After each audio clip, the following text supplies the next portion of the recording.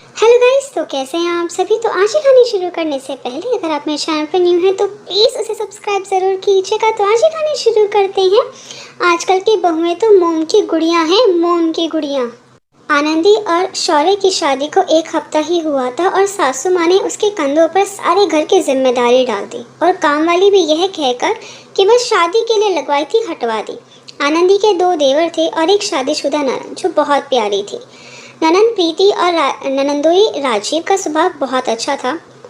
पग पैरों की रस्म के बाद ननंद रानी अपने ससुराल चली गई थी और अपनी मम्मी से कहकर गई थी कि मम्मी भैया भाभी को घूमने के लिए भेज देना। तो सासू माँ ने कहा कि तेरे दोनों भाइयों के फाइनल पेपर शुरू होने वाले हैं, उसके बाद भेज दूंगी।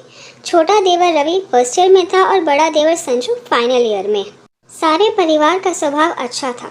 सासू माँ के साथ पहले सब काम करवाते थे, पर अब सासू माँ किसी को किसी भी काम में हाथ नहीं लगवाने देती। फिर भी आनंदी खुशी खुशी घर का सारा काम करती थी। अभी उसकी शादी को 3 महीने ही हुए थे, वह प्रेग्नेंट हो गई।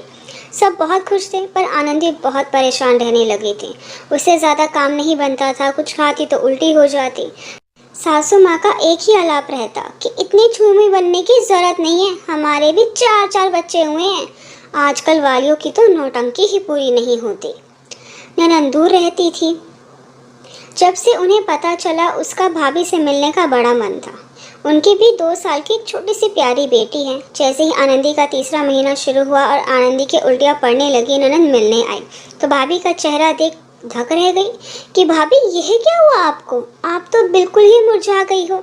इतने में सासू माँ बोली, भाभी को छोड़, माँ से मिल और जा बहू अपनी ननंद के लिए चाय नाश्ता बना ला।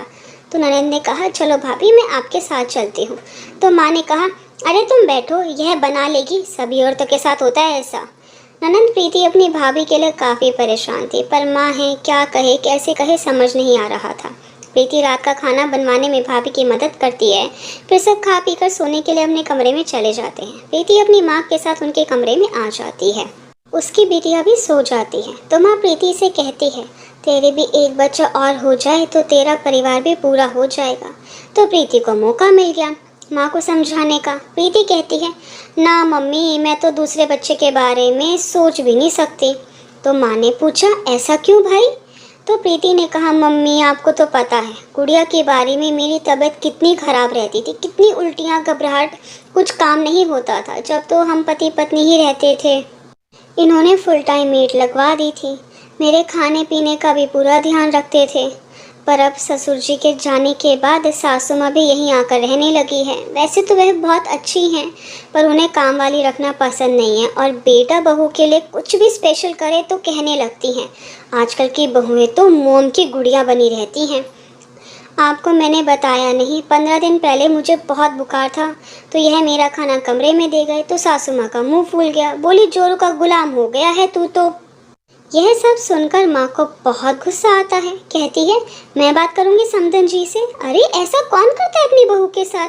माना हम लोगों ने अपने ज़माने में बहुत सी परेशानियाँ झेली, पर ज़रूरी तो नहीं आगे भी वही होता रहे।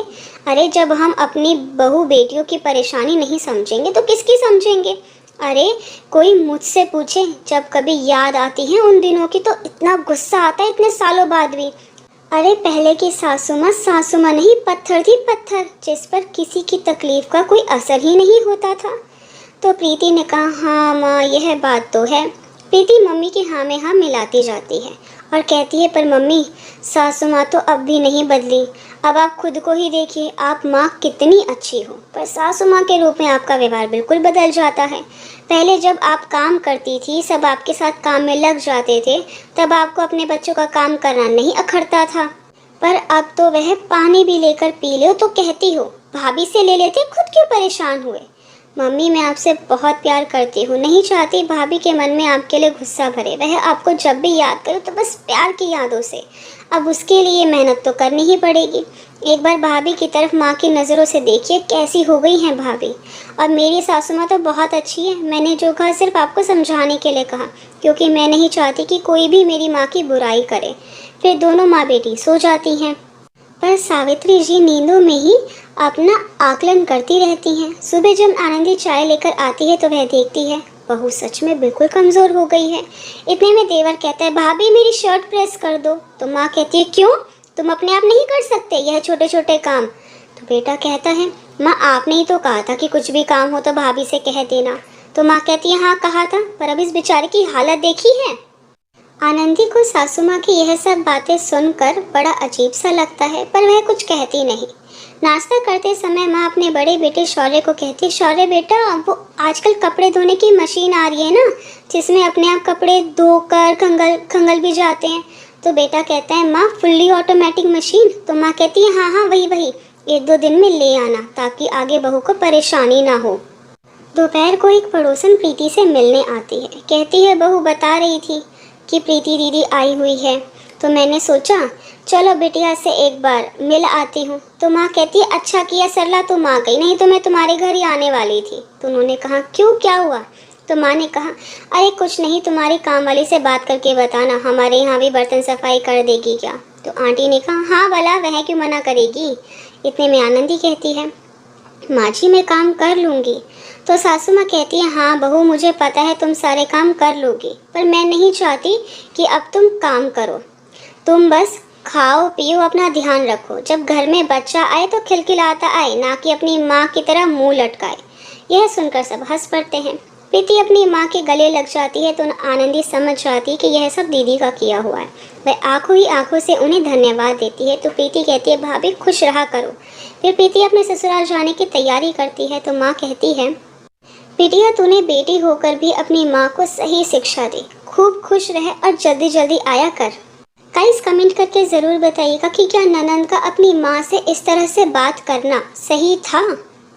आई होप गाइस कि आपको मेरी वीडियो पसंद आई। आपको मेरी वीडियो पसंद आई है तो प्लीज़ इसे लाइक ज़रूर कीजिएगा, शेयर कीजिएगा, मुझे कमेंट करके ज़रूर बताइएगा कि आपको मेरी वीडियो कैसी लगी। अगर आपने अभी तक मेरे चैनल को सब्सक्राइब नहीं किया तो प्लीज़ उसे सब्सक्राइब ज़रूर कीजिएगा। Thank you so much guys मेरी वीडियो देखने के लिए।